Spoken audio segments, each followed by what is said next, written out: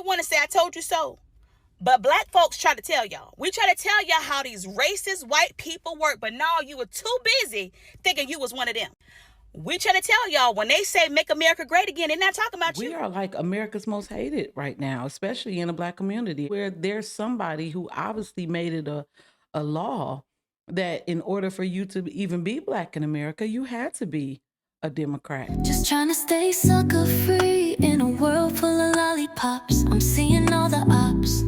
Fake news, fake views. It's an illness, the cure to the sick shit. It's the Pretty Realist. What's good, family? Welcome to Pretty Realist. If this is your first time joining my channel, welcome. I wasn't even gonna do this video, but I came across it and I was just like, yo, like, I know this guy. What really happened on that Thursday here at Augusta High School that led to Chris Wood's death?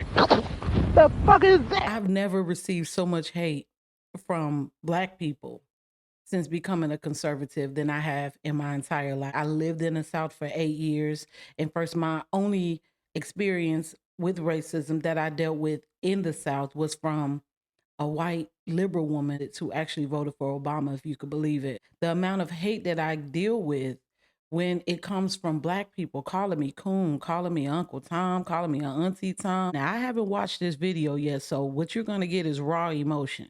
So I'm really excited to see how this shit plays out. Let's check it out. Members of the Urban Conservatives of America, Rael Williams, Alexandra Butler, the group's founder, Jonathan McCullough, and former president of NAACP, Brazoria County, Eugene Howard, who's not a member of the group, and you'll soon see. But let's begin with you guys. For those who say, ooh, we got opposition. See, this is what I love. Nervous. I was just like, okay, please let us have some opposition. I don't want it to be an echo chamber. I'm glad that we got some opposition. I could tell by his shirt that he opposition. That button down tell me all I need to know. 1, 2, 3. Bro, you got 3 buttons? You got 3 buttons open? Oh, yeah. Yeah, he definitely opposition.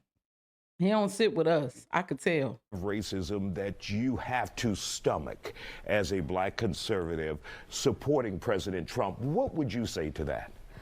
Personally, I would say that I've ignored a lot of racism from the left.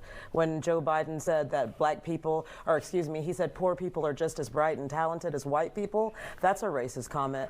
There's types of racism that seem to go ignored and unnoticed by the left and the right, but it's the racism of low expectations that I can't ignore. And so that's why I brought that up first, is because the racism that they want us to overlook is the racism coming from the left. All right, let's go down the line, sir, Mr. McCullough. Yes. Well, racism to me is not what someone says, it's what they do. And I think this is what makes us different from the left, because we're not watching, what people is saying, we're watching what they're doing. Because at the end of the day, a leader, a president, a politician, whatever you are, is based on policy. So if you can show me policy that affects or that you can call racism, then I'll agree. But up to this point, I have yet to see anything that he's put into law that affects black people negatively. Amen. Policy. Facts over feelings. That's how we roll on the right. We roll facts over feelings. Majority of black Americans who voted for Trump, who are conservatives, if they weren't already conservatives, 9 times out of 10, they were pushed over that way. And they did their research on it. Videos, my content changed gradually because I realized I'm at that age right now where it is important that I know what's going on around me. It's important that I'm aware of the laws. It's important that I'm aware of the people who I vote into office. I did my research on every last one of them. I did my research on the people I voted for locally. I did my research on Trump. I did my research on every policy that he implemented. I looked at the policies of Biden. I looked at the policies of Kamala Harris. And what I noticed is that when it comes to the left, and I would ask them about policies, they never could really give me one. She never came out with a policy until the day of the debate. It was copy and paste policies. They really didn't have anything that was built on improving the current situation that we were in. It was really kind of like just structured on making it a bit broader. When Agenda 47 came out, we all looked at his policies because the policies at that point is pretty much a wish list. But that usually doesn't come together until after you construct your team. We looked at Agenda 47. Each of us, everybody who voted for him, had something on that list that benefited them and that aligned up with their value, whether it was the immigration policy, whether it was sex trafficking that was a problem for you, no tax on tips, which is something that Kamala Harris tried to steal in her campaign. Even when that was passed and became a law, the Democrats voted against it. These were the things that we liked about the list. The things we were like, it was kind of just all over the place. Trump is a Gemini. You don't have to see their vision, but if they have a vision, that's what they're putting out there. Trump is one of those people who's always been an ultimate manifester. And even though we may not be able to see it at that time, that's what he wanted to see, like building a big ass dome over the damn country. We know that that shit's not going to happen. It's just the fact that he had a vision. It's the fact that he was working his ass off every single day to prove that he was what's best for the country, even in a line of fire, even while he was defending himself in court, even while he was being torn down by the media, even while his family was being judged and torn down, even while he was being called all of these horrible names. He never gave up on us. He never gave up on his vision. And that is one of the reasons why we were so excited to vote for him. And he's still dealing with bullshit. They have every single news channel. Fox is really like the only news channel that's on Trump's side, but every other news channel is like anti-Trump. CNN don't even do news anymore. And Biden was so strategic with making sure that it was going to be hard for Trump that he put judges in place. It's obvious that we respect the fact that he never ever gave up on his vision. He never ever gave up on what he wanted to do for America. He is a billionaire. He didn't have to run again. He could have sat back, kicked it in Mar-a-Lago, and continued to make his billions and played golf. But instead, he wanted to rock with us and he wanted to save America. Biden and Harris administration turned America into the world's thought. If anybody doesn't know, everybody was getting turned on America. And Trump wanted to get her back to the Lady Liberty that she was supposed to be. And we're here for it. All right. Mr. Williams, Ultra MAGA. What you got? Ultra MAGA. Trump has been great for black people. If you look at the Did you see what he just did? That's exactly what they do. It's the most immature, disrespectful thing that you could do when somebody's talking. Everybody is having their time to talk. That was so uncalled for. But then again, look at his shirt. It's giving beta. It's giving soft. It's feminine. It's just a feminine thing that you would do when somebody is talking. That was uncalled for and it was unnecessary. I can't wait to hear what he says. I damn near want to skip over this dude, but I'm going to listen to what brother going to say. You go down and you look at, he just declassified the MLK files. Something Barack Obama didn't do when he was in office. Of course not. So I mean, you people are saying he's racist, but he's doing things that presidents that were of color didn't even do. That's right. I mean, hold on, wait, let me finish. It's only been one, don't say it. So why you got to talk over him though? Why do you need to talk over? And that's what I'm telling you. That I really hope that liberals are saying this because this is what y'all do. Again, Trump is the man. I support him hands down because what he's done for black people is literally like you can't compare it to anything. Say something. Go ahead. Okay, Alexandra. so when somebody on the left sees me, a black woman, and just assumes I'm poor or ignorant, or they're like, "Oh my goodness, you speak so well," they're so shocked about that. Why are they shocked about it? That is racism. I overlook that a lot because I'm saying they don't know any better. That happens to me a lot from people on the left. They think that they're my ally. I need their hand. I need them to come in and save me, and I don't. I need God. I don't need them. They're not my Messiah or my Savior. So Malcolm X said it best. You know, the liberal is the enemy of the black man, and we can see it right clearly before our eyes. They look at us like we're scum. They look at us like we're poor. And black people are falling for the okie doke, and they're saying, oh, the white man is better than us. He's supreme over us. That's what white supremacy is. Right. I don't believe anybody is superior over me. I don't live my life that way. So I just live according to freedom and liberty. All right, listen. Yes, I'm telling you, listen. First of all, I love conservative women anyway. But a black conservative woman who know her shit is dangerous. Let me tell you why a Black conservative woman who knows her shit is dangerous. Because a Black conservative woman understands that the only color that really matters in this country is green. A Black conservative woman knows her power. She knows her power. She knows that what she has comes from hard work. See, nothing was ever handed to me, and I worked hard for what I had. I still work hard every day, every day. And I see everyday people who voted for the Democrats mad because we don't want a handout. It should have never been about a handout. We should be wanting a hand up. Even when it comes to slavery, you got the people who wanted to keep Black people slaves, constantly reminding them that they were slaves, who never wanted Black people to be free, to be self-sufficient and stand on their own 2 feet when they were free from slavery, telling you, it's okay. I'm your friend. I'm your ally. I know that you've been hurt before. I know that you've been through all of these things. I know that you're Black and you may not have a driver's license or you may not have a state ID. I know that you're Black, but you may not know how to use a computer. I know that you're Black, but you may need reparations, even though we're the ones that stole it from you. But we're here to help you, and we're so much better than the other party because the other party is the one that's racist. They're the ones that hate you. They're the ones that don't want you to thrive. They're the ones that don't want you to have the options of being able to have abortions if you want to. They're a bunch of narcissists. Ultimate technique of narcissism. Look, he's ready to sound off. Look at his face. Just look at him. He ready. I can't wait to hear what his ass got to say. Man, I've been in this twilight zone. Like, wait a minute. Hold on, y'all. Do he got gloves on?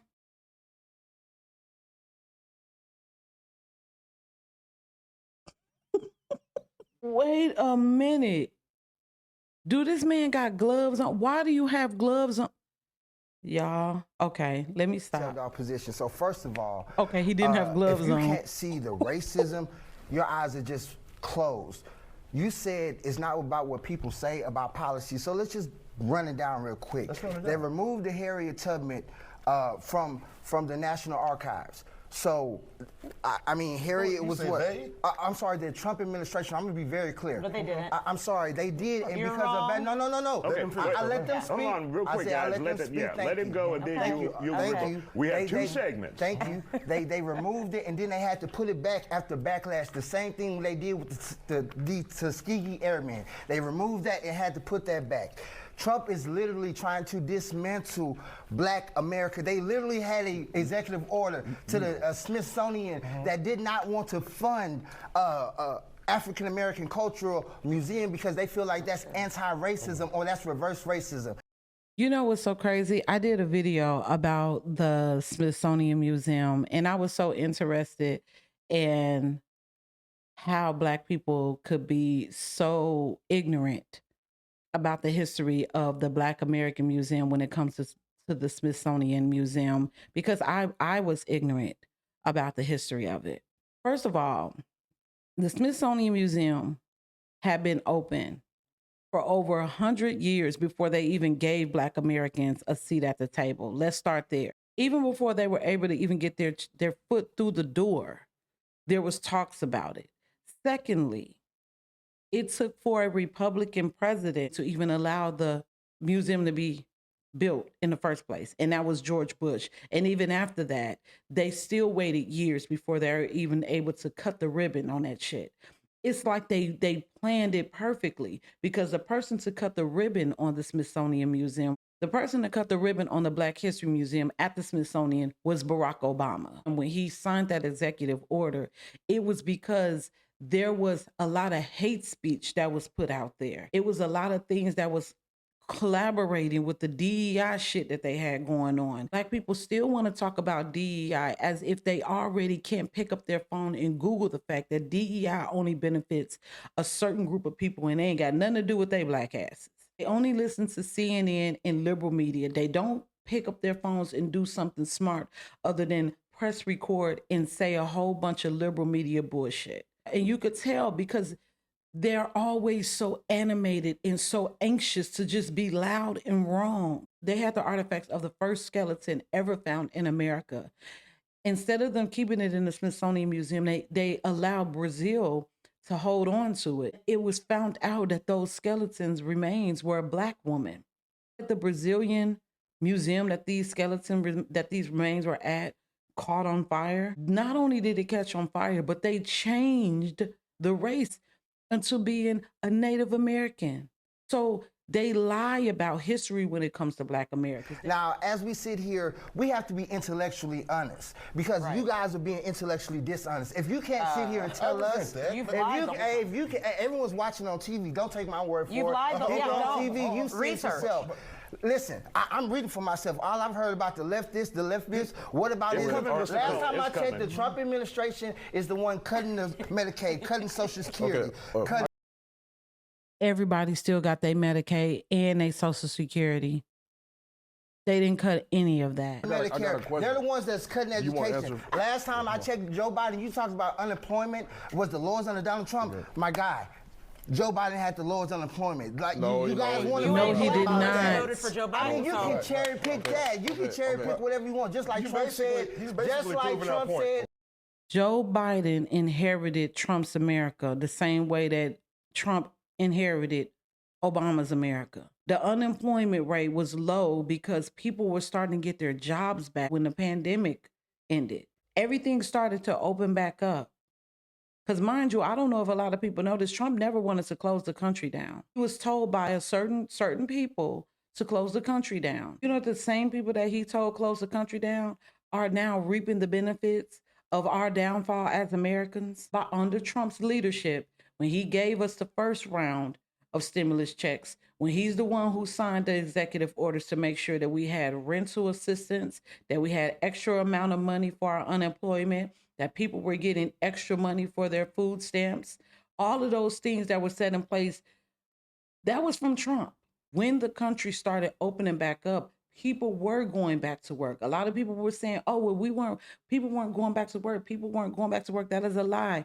People was going back to work. And you could see in this graph right here that the economy started to thrive a little bit. So even though they gave us money back, we gave it right back to them. And people started going back to work again. And life kind of somewhat felt a little normal again. And then boom. Now we got all of these people that's coming into the country, the same benefits that was taking care of our people. They allowed all of these people to come into the country and snatch the rug from underneath America's feet. This is what Black conservatives go through every single day online. If you're a felon, you like Eugene. Let's hear from Mr. McCullough. Well, basically, he's proving the point. He started talking about the policies. No, you didn't. Policies. That's what I started talking about. Let me talk. Policies. You started, his whole conversation was policies. About statues and this, that, and the third, and Washington, D.C. Policies. What does that have to do with the price of gas? Nothing. What does that have to do with, what does the price of gas have to do with being black? What I'm saying. What does the price of gas have to do with being black? Listen. Being black is not my choice. The viewer can't understand you. I'm sorry. We're going to take a quick break here. Black being nothing to be with gas. Okay, 1 second, Eugene. Don't go anywhere. We'll continue this conversation after the break. If I don't, I'm probably going to get my ass kicked. Welcome back to The Factor Uncensored. We're continuing our conversation. If you are enjoying this content, if you like what you are hearing, please click that bell and subscribe to the channel. I would greatly appreciate it. If Donald Trump is the problem, why do our communities look the way they look? Right. Explain that to me. How is that possible? How is it possible? I mean, it's a system. Answer that question. Whose system? Is it Donald Trump's system? It's called systemic issues, brother. It's more than one. Oh, so it's not Trump. It's systemic. Bro, just don't try to change the subject because you don't want to be down with I'm trying Trump. to remain on the subject. I'm willing to say there's systemic issues, there's systemic problems in this country. There has been since 1619, since we got here, bro. So if you want to talk about that, we can talk about why our housing look like they do. Or if you want to talk about slavery, I got a question. Before the 1960s, the Black family was strong. Even after slavery, Blacks still managed to somehow, since we got here, even after slavery ended, Blacks still managed to create businesses, create schools, be inventors, be educators, be businessmen, be Madam C.J. Walker, Frederick Douglass, W.E.B. Du Bois. I could go on and on and on and on and on. Booker T. Washington. They still managed to do some amazing things somehow. Even at that time, at the time where they were going through their harshest period. I don't know if this brother is aware of it.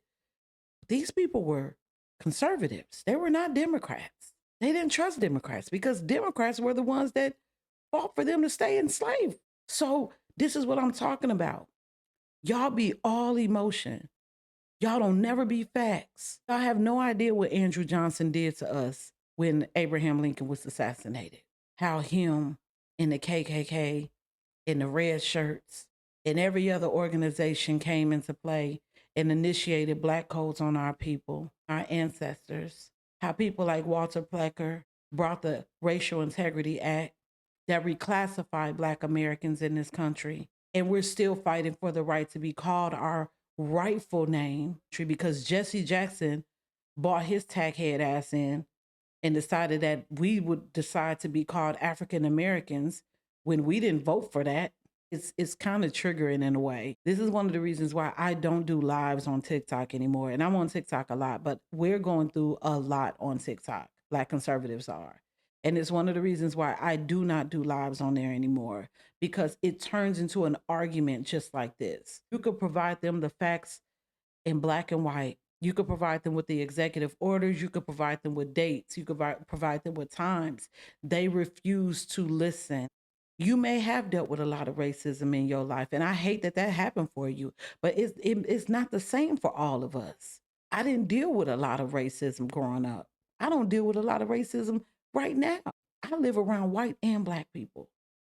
And truthfully, I get along with the white people more than I get along with the black people in my neighborhood because of this mindset right here. And their failure to accept that you're not going to get me to run with you on the track to the Victim Olympics. I'm not going to run with you on that. We should not be allowing a party to separate us, because at the end of the day, the only race that should be mattering at this point in this current reality is the human race.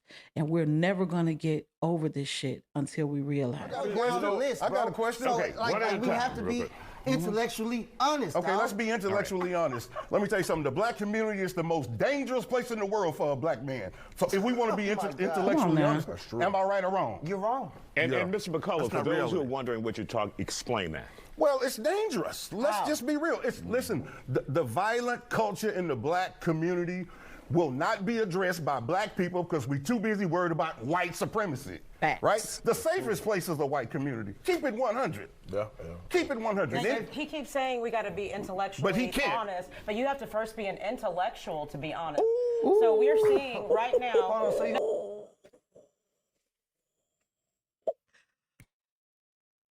I don't know who this lady is, but I'm going to find her. Wow. She hit that ass out the park right there. No, excuse me. We're seeing weaponized incompetence in action through when Trump gets rid of redundant civil rights bills, DEI bills. We're seeing weaponized incompetence. Oh, he got rid of this. He must hate black people. So let's end all this for black people. Somebody at the top of another part of an organization is the one doing that. Trump didn't say, I'm writing an executive order to get rid of Harriet Tubman. He never said any of these things. No. So you're being intellectually dishonest. I'm not. It's called an administration. No, so hold on. Okay. Let's hear from Eugene really quick, and then you, Mr. Williams, next. As the only sensible black person sitting up here, like on TV, let's let them decide who has the intellect and who doesn't as we sit here and speak policy. Now, secondly, you talk about actions. Going back to Harriet Tubman, you know, Harriet Tubman did have a little tool that she used to carry. All I would say is, like, I'm so glad we all free, because all of us wouldn't have made it if we was walking. I knew he was going to say that shit. Because all of us would not have made it. Because Harry was very strict, because we all know all skin folk ain't kinfolk, all skin folk ain't down for the struggle. There's no way. That's an emotional jargon. No, you can say whatever it is. That's emotional. There's no place. Emotionalism. I didn't even know that this man didn't have black gloves on. And I'm not saying that to be disrespectful. It's just that it's just not, I don't like his outfit. I don't like what he's talking about. I don't like his energy. You're right, all skin folk ain't kinfolk. They not. A lot of y'all are too far gone to even be saved. And when he speaks of Harriet Tubman, she left the slaves that wanted to stay there. She took the ones that was ready for something different and new and was willing to take a risk. Y'all not. Y'all not willing to take a risk. Y'all comfortable with being under the thumb of the slave master. He would have been the one that Miss Harriet would have left, but the polka dot shirt is blinding him, and he won't see that right now. Maybe one day. It's obvious that today ain't the day, but I really hope that you all enjoyed it. Listen, what do you all think of this? I'm gonna have to look at more of Isiah Factor. Look how he looking. He telling his ass. Oh my God. Wow. This is good. I like that. And follow Isiah Factor Uncensored. I like his show. Here, listen, don't shoot the messenger, only receive the message. If it's for you, receive it. If it's not, leave it. Make sure you all like, share, comment, and subscribe. Keep the conversation going. I definitely want to hear from you all. See you all on the next video. Just trying to stay sucker free in a world full of lollipops. I'm seeing all the ops. Fake news, fake views. It's an illness, the cure to the sick